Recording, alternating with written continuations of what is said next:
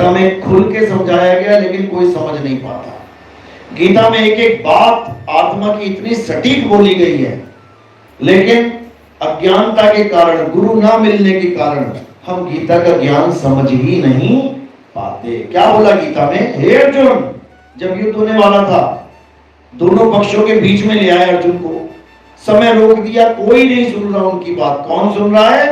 केवल और केवल अर्जुन।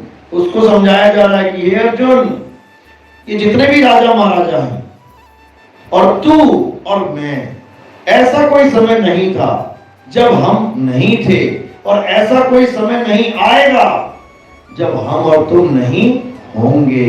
कितना सटीक ज्ञान है। 1000 बार पढ़ी होगी लोगों ने गीता, 1000 बार ये श्लोक पढ़ा होगा, लेकिन समझ नहीं पाए। क्यों? क्योंकि समझाने वाला कोई नहीं मिला। पढ़ा, निकल गए आगे, समझ नहीं पाए। तो कबीर साहब यही समझाते हैं कि जब तुम्हारे जीवन में भेदी गुरु आता है, तो तुम उन रहस्यों को भी समझने लग जाते हो जो रहस्य तुम्हारी समझ में कभी आ ही नहीं सकते थे। ये गुरु की महिमा है। तो कबीर साहब ने आत्मज्ञान के बारे में इतना बोला, लेकिन ये मूर्ख जीव समझ नहीं पाए। कहते आदि नाम हम भाग सुनाया, और ये मूर्ख जीव समझ नहीं पाया। आदि नाम क्या है? आदि नाम जो आद सच जुगाद सच है भी सच, नानक होसी भी सच। ये दुनिया भी नहीं बनी थी, ये संसार नहीं था, आदमी नहीं था, कलम नहीं थी, किताब नहीं थी, अक्षर नहीं थे, भाषा नहीं थी, कुछ भी नहीं था, तब भी वो आदि नाम था। क्योंकि वो कोई अक्षर नहीं है, वो कोई नाम नहीं है। आदि नाम का मतलब है आत्मदेव, जो कभी ना तो जन्मता है ना कभी मरता है। ये आत्मा अजर अमर अखंड अविनाशी है, लेकिन इसको कोई जान नहीं पाता। गीता में ही लिखा है कि बहुत से ज्ञानी आत्मा के बारे में बताते हैं, बहुत से ज्ञानी आत्मा के बारे में सुनते हैं, लेकिन आत्मा के बारे में बताने और सुनने के बावजूद भी वो आत्मा को समझ नहीं पाते कि है क्या। आज देख लो टीवी खोल के, जितने भी लोग आप देखेंगे, जितने भी लोग गीता पे सत्संग करते हैं, तो आत्मा के बारे में बोलते ही बोलते हैं। ऐसा हो नहीं सकता कि ना बोले, क्योंकि मजबूरी है। कोई भी ज्ञानी है जो गीता की बात करेगा, उसको आत्मा के बारे में बोलना ही पड़ेगा। क्यों? अध्याय 2 भरा पड़ा है। अब केवल आत्मा के बारे में बोलने वाला आत्मज्ञानी हो सकता है। हमने ये विचार करना है, लक्षण क्या है आत्मज्ञानी का, इस पे विचार करना पड़ेगा। पूरा सत्संग आत्मा पे कर डालेंगे, और जब सत्संग खत्म होगा तो क्या करेंगे?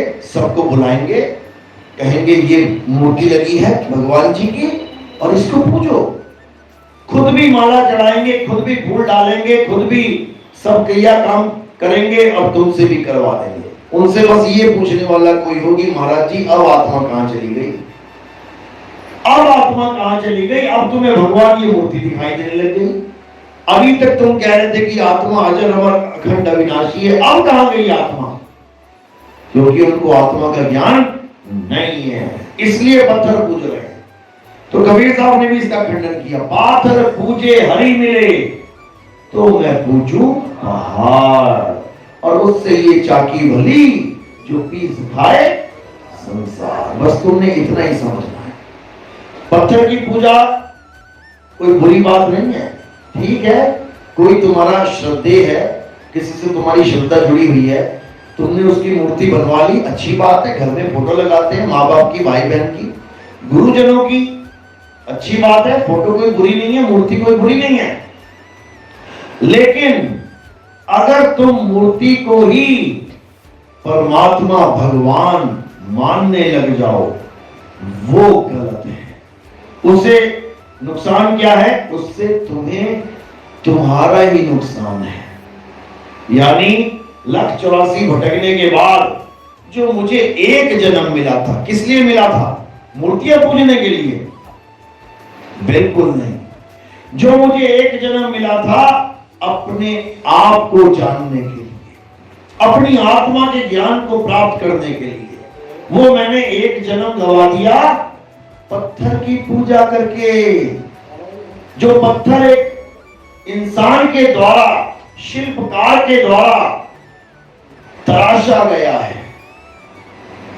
उस तराशे हुए पत्थर को पूज के मैंने अपना जीवन बर्बाद कर दिया। पत्थर पूजना सही इसलिए नहीं है क्योंकि पत्थर में आत्मा नहीं होती। पत्थर ना हिल सकता है, ना डुल सकता है, ना बोल सकता है, ना चल सकता है। जैसे किसी ने मेरी मूर्ति लगा दी कहीं पर, अब उसकी पूजा करवाने लग गए। अब मेरी मूर्ति को टेढ़ा कर दिया, नितिन दास की मूर्ति को टेढ़ा कर दिया, क्या वो सीधी होगी? टाइम लगेगा, कितने घंटे बाद हो जाएगी, कितने दिन बाद, कितने महीने बाद, कितने साल लगे? होनी ही नहीं है। क्यों नहीं होनी? क्योंकि वो तो आम आदमी की मूर्ति है। नितिन दास एक आम आदमी है। अब भगवान शंकर की ले लें, भगवान विष्णु की, या जो बड़े से बड़ा तुम्हारा भगवान है उसकी मूर्ति ले लें, वो भगवान है। नितिन दास बड़ी भगवान है, इसलिए मूर्ति सीधी नहीं हो पाई। चलो भगवान जी की मूर्ति टेढ़ी कर देते हैं, सीधी होगी क्या? नहीं होगी। सोच लो, भगवान जी की है, नहीं होगी। नहीं हुई। क्यों नहीं हुई? क्योंकि पंडित जी कहेंगे प्राण प्रतिष्ठा नहीं है इसमें प्राण नहीं डले हैं, इसलिए। चलो एक प्राण प्रतिष्ठित वाली ले लेते हैं, राम जी की, हनुमान जी की, शंकर जी की। उस मूर्ति को टेढ़ा करते हैं, क्या वो उठेगी? नहीं उठेगी। यानी नितिन दास वाली भी नहीं उठी, बिना प्राण प्रतिष्ठा वाली भी नहीं उठी, प्राण प्रतिष्ठा वाली भी नहीं उठी। तो इसमें तीनों में फर्क क्या रहा? एक आम आदमी जिसकी अभी अभी मृत्यु हुई, लेट गया जमीन पे, उसके साथ में एक आदमी और लेट गया जो जिंदा है। अब हमने दोनों को एक साथ बोला भैया उठ जाओ जरा, तो कौन उठेगा? जो जिंदा है। क्यों जिंदा है? क्योंकि उसमें प्राण है, और जिसमें प्राण नहीं है वो उठ भी नहीं पाएगा। तो इसका मतलब जिसमें प्राण है वो उठ गया, जिसमें प्राण नहीं है वो नहीं उठा। यानी कुछ तो फर्क है दोनों में। हम पहचान सकते हैं किसमें प्राण है किसमें नहीं। तो फिर पंडित जी वाली मूर्ति पंडित जी भी साबित कर दें कि किसमें प्राण है और किसमें नहीं कर पाएंगे। उनके सामने कोई मूर्ति लेके आओ जिसमें किसी और पंडित ने प्राण डाले हैं, वो यही नहीं बता पाएगा डले हैं कि नहीं डले हैं। समझे? करके देख लेना, किसी पंडित जी से प्राण प्रतिष्ठा करा लेना, 1000, 500, 2000 देके। वही मूर्ति लेके किसी दूसरे पंडित के पास चले जाना कि पंडित जी बताना जरा इसमें प्राण है कि नहीं है, फिर देखना क्या बोलेंगे। जागो। मैं ये नहीं कह रहा कि भगवान को मत मानो, लेकिन पाखंडवाद को मत मानो। भगवान को मानो, परमात्मा को मानो। उसी के लिए तुम्हारा ये जन्म हुआ है, उसी को जानने के लिए तुम्हारा जन्म हुआ है। लेकिन तुम भगवान को पत्थर मान के बैठ जाओ। अभी मैं आ रहा था आगरा में, एक बड़ी सी शंकर जी की मूर्ति, कम से कम मूर्ति 50 फुट की। वो 50 फुट की मूर्ति वहीं खड़ी है रात में भी। सोचो तुम साइकिल पे जा रहे हो और 4 बदमाश तुम्हारे पीछे लग जाए लूटने के लिए। मूर्ति 50 फुट की खड़ी है, शंकर जी की त्रिशूल भी ले रखा है हाथ में, सांप भी है। तो तुम गांव की तरफ भागोगे या शंकर जी की मूर्ति की तरफ बचने के लिए? सोच लो एक बार। शंकर जी हैं, वो बड़े बड़ों को तहस नहस कर देते हैं तीसरी आंख से। फिर भी तुम शंकर जी के पास नहीं जा रहे हो। क्यों नहीं जा रहे हो? क्योंकि वहां पर तुम्हारा विवेक जाग गया। तुम्हें पता है भाई ये 4 लोग मुझे लूट लेंगे, शंकर जी यहीं खड़े मिलेंगे शाम तक और सुबह भी, ये मुझे नहीं बचा सकते। हाँ, पूजा करवा सकते हैं, सारा दिन करते रहो, लेकिन बचा नहीं सकते। अगर शंकर जी बचा सकते होते तो तुम्हारा घर बचाते कि पहले अपना घर बचाते? सोमनाथ का मंदिर जहां पर कहते हैं साक्षात शिवलिंग प्रकट हुआ, कितनी बार लूटा गया? 17 बार। अरे एक बार मिस हो गया, 2 बार मिस हो गया, 3 बार मिस हो गया, 17 बार मिस हो गया। क्यों लुट गया वो? क्योंकि वो लुटेरे शंकर जी से ज्यादा बलवान था। बलवान थे क्या? शंकर जी से ज्यादा बलवान थे क्या? वो नहीं थे। लुटा इसलिए क्योंकि शंकर जी मंदिर में रहते ही नहीं है, रहते ही नहीं है। शंकर जी कहां रहते हैं? क्या स्थान है उनका? हृदय चक्कर, यहां रहते हैं शंकर जी। जितने भी हिंदू, मुसलमान, सिख, ईसाई, जितने भी लोग बैठे हैं, सबके अंदर शिव जी बैठे हैं। शंकर जी बैठे हैं, कहाँ बैठे हैं? हृदय में। जो डमरू है ना शंकर जी का, ये तुम्हारा दिल ही है। डम डम डम डम डम डम लगा के देखो कान एक दूसरे की छाती पे, तुम्हें साक्षात डमरू दिखाई देगा। और जब तुम्हारी मृत्यु आने वाली हो या 4-10 लोग तुम्हें मारने आने वाले हो, तुम्हें पता लग जाए, यही तांडव में बदल जाता है, डम डम डम डम डम डम। और उसके बाद क्या होता है? अटैक आता है, ठक करके बंदा ध्वस्त। तो शंकर जी का कार्य वहां पर पूर्ण हो जाता है, क्योंकि शंकर जी संहार के देवता हैं। ब्रह्मा जी कहाँ रहते हैं? हमारी इंद्री में रहते हैं। ब्रह्मा जी का काम है विस्तार करना, यानी बीज डालना। तो ये सारा काम हमारी इंद्री ही करती है। विष्णु जी का वास कहाँ है? नाभि में। उनका क्या काम है? जो ब्रह्मा जी ने बच्चा डाल दिया, गर्भ में स्थापित कर दिया है, उस बच्चे को खाना पीना, वायु जल सब कुछ प्रोवाइड करेगा। कौन करेगा? विष्णु जी करेंगे। इसलिए उनको जगत के पालक कहा जाता है। ब्रह्मा जी जगत को उत्पन्न करने वाले, विष्णु जी जगत के पालक, और शंकर जी जगत का संहार करने वाले। ये तीनों कहीं मंदिर में नहीं रहते भाई, ये तीनों ये सृष्टि में रहते हैं। ये जो सृष्टि बनी हुई है, इसी में सारा काम कर रहे हैं ये लोग। गणेश जी का काम कहां पर है? वो क्या कर रहे हैं? वो हमारे गुदा के स्थान पे बैठे हुए हैं। उनका क्या काम है? जितना भी आप रात में खाते हो, पचाते हो, उसको सब बाहर निकालते हैं। इसीलिए गोबर गणेश की भी पूजा की जाती है। गोबर का बनाते हैं ना गणेश, गोबर कहाँ होता है? पेट में ही होता है, और कहाँ होगा? गोबर कह लो। तो गणेश जी का काम होता है गोबर को, वेस्ट को बाहर निकालना। अगर आपके कवच हो गई है, आप योगियों के पास जाते हो, तो वो आपको गणेश क्रिया देते हैं करने के लिए। गणेश क्रिया आप नेट पे सर्च करोगे, गणेश क्रिया क्या होती है, तो आपको पूरा प्रोसेस समझ में आएगा कि जिनको कब्ज हो जाती है, यानी कि जिनका गोबर सही तरह से नहीं निकल रहा है अब गणेश जी करेंगे अपना काम, वो क्रिया काम आएगी। तो गणेश जी की क्रिया क्या है?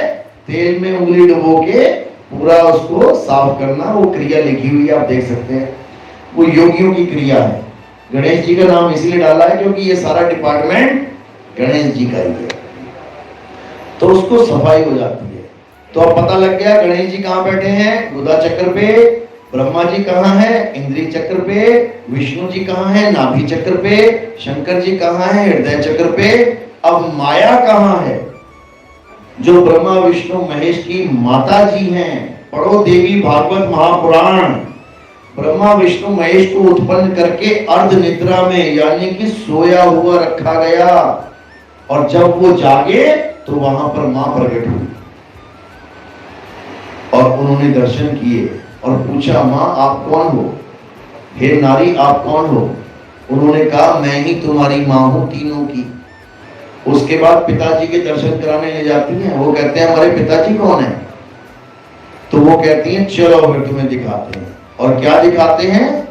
पिताजी नहीं दिखाते कि कोई अलग से बंदा दिखाई देगा, तीनों के दर्शन कराती हैं। यानी ब्रह्मलोक में लेके जाती है। वहां ब्रह्मा बैठे होते हैं साक्षात, और जिसको लेके जाती है ब्रह्मा को, वो हैरान हो जाता है देख के, कहता है ये दूसरा ब्रह्मा कहां से आ गया। जब विष्णु लोक में लेके जाती हैं तो वहां एक नया विष्णु बैठे होते हैं, अलग विष्णु। इधर विष्णु जी हैरान हो जाते हैं कि भाई मैं यहां हूं, वो कौन है? शंकर जी को शिव जी के दर्शन कराती हैं, वो भी हैरान हो जाते हैं, भाई ये कौन है? ये सब देवी भागवत में लिखा हुआ है। आपने कभी जीवन में पढ़ा नहीं? किस किसने पढ़ा है? हाथ खड़े करो। आपने पढ़ी है ये स्टोरी पूरी? बहुत बढ़िया। उनको समझ में ही नहीं आता कि हमें हमारे ही दर्शन करवा दिए। इसके पीछे बहुत गुप्त रहस्य है, बहुत गुप्त रहस्य है। जब आगे 209 के बाद सत्संग खुलने शुरू होंगे ना, एक एक कहानी, एक एक चिट्ठा खोल दिया जाएगा पूरा। उसके बाद अज्ञान को जड़ से खत्म करके केवल ज्ञान की लहर चलेगी, चाहे किसी भी धर्म का आदमी हो। आओ तो सही, बैठो सही। तो ये माया का स्थान कहां है? कंठ पे।